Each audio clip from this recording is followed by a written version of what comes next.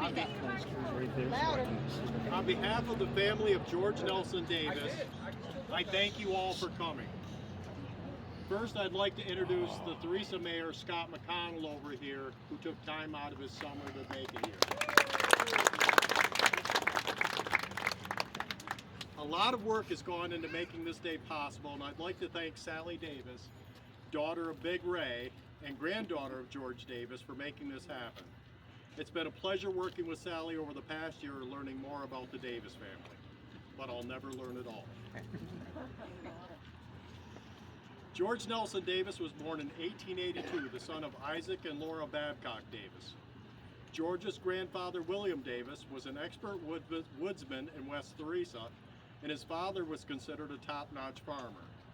George followed his father's footsteps and was a good and humble farmer. George first married Lillian Tibbles in 1905, and together they had 6 children.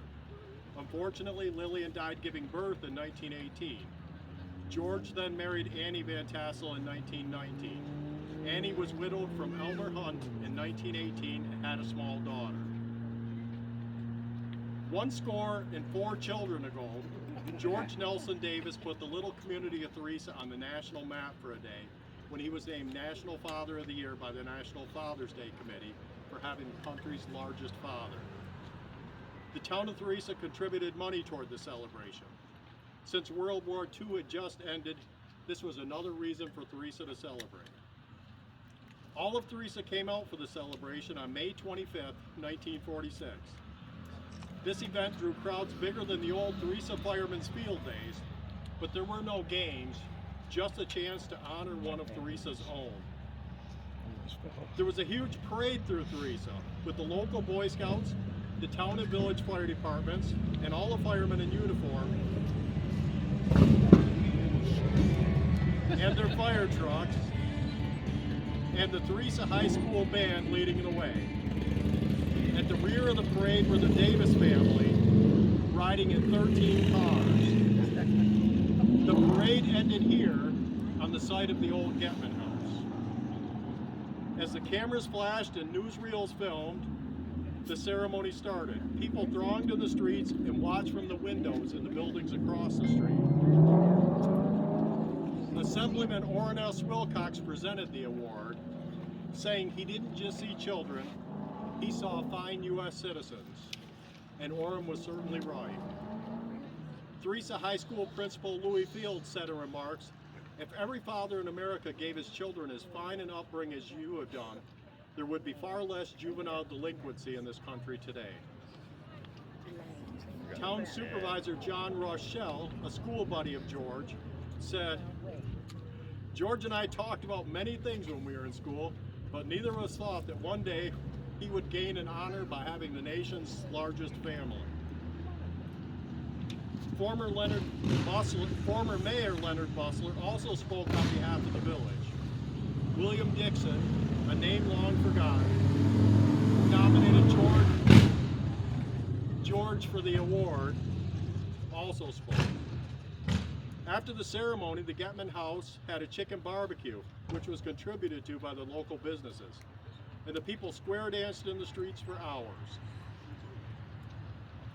Music for the block dance was furnished by Delbert Davis and his son Kurt, and Ty Smith did the square dance calling. George's 88-year-old mother, Laura Babcock Davis, couldn't make it to the ceremony because of ill health, but she showed up later. She said she was just bursting with pride and joy at her son. As a simple, humble farmer, George was all in his glory that day. George got a $100 savings bond as a prize.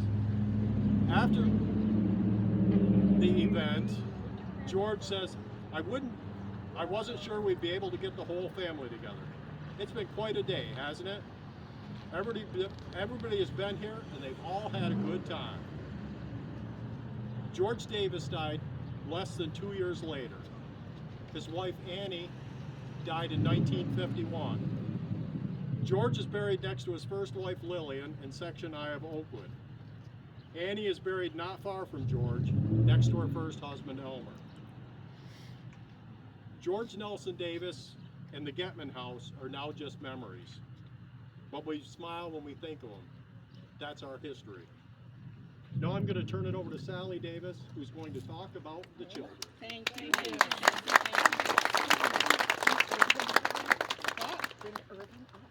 Yes, Urban should be up here.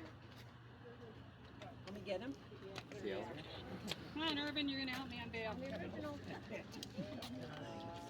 Watch that. Urban was the youngest of the crew, and he is here today to honor us.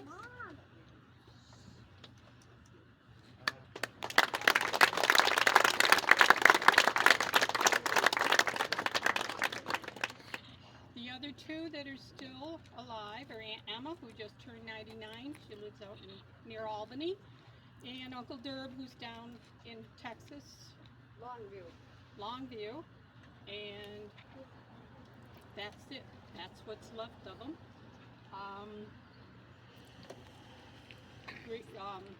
Lillian died giving birth to the 7th child of Grandpa.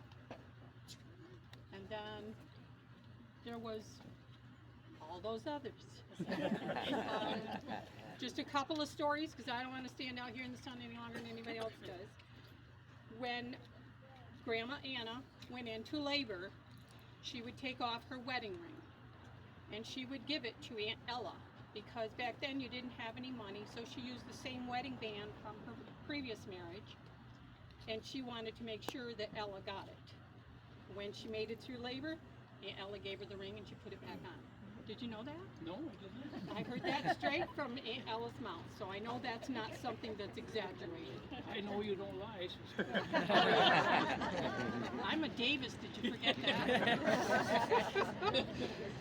I don't know where else to go from there. Aunt Ella came into the family with Grandma. She was there for all of these guys. And Grandpa was quite a disciplinarian. So he was nothing like Pa Kettle, but Ma Kettle, if you ever saw any of the Pa Kettle series, Marjorie Main looked just like my grandmother. I have pictures inside, and as it worked out, because the pictures are in black and white, Marjorie Main was auburn-haired like Grandma was. I did get a hold of PBS, and the man I got thought I was looking for money, so he said, no. That came out from The Egg and I, and that movie was what introduced them. I looked it up. The Egg and I come out after 46 too, so we'll see. Grandpa was offered a lot of different things, and he absolutely said no. Hollywood was full of horrible people, and he wanted nothing to do with anything that had anything to do with Hollywood, or doing anything like commercials or anything. Wanted nothing to do with it. The original video was 5 minutes, I was told. When I found it, all there was that 1 minute video that you see on the internet. It was played between movies at movie theaters, for TV and all that stuff. Two cousins, and I can't tell you which two they are, two of Dad's cousins, all you guys cousins, were stationed down south, and they had gone to the movies, and this came up between the two movies, this 5 minute video, and they jumped out of their chair and go, "Oh my God, that's our family!" They were shocked, but back then you didn't just pick up the phone and spread all the word or have the internet, so it was quite a surprise to them, and quite a surprise to a lot of people, I think. So I did find the 1 minute video. Thanks to my loving husband, I was able to purchase it, because they charged, it was 1 minute, but they had to charge me $300 at the time, and that was in the 80s. And I did display the video at a family reunion after I got it, and we had our family reunion that summer, and there were some brothers and sisters that refused to go watch it. It was too emotional for them. And for the rest of us, we got to see what Grandma and Grandpa looked like. Oh, really? Yeah. And the spouses. I mean, Dad was only 16 when this happened. He wasn't married to Mom. It's the same way with a bunch of others. They never met them. So that video was very precious.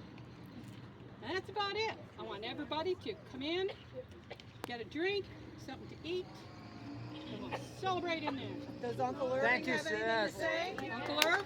I'm not as much of a preacher. I would just like We're to, actually here. Let's hear about Yeah, it. let's hear from you. I think we should really give Sally a big hand for all of that. It's been fun. It really has been fun to find you.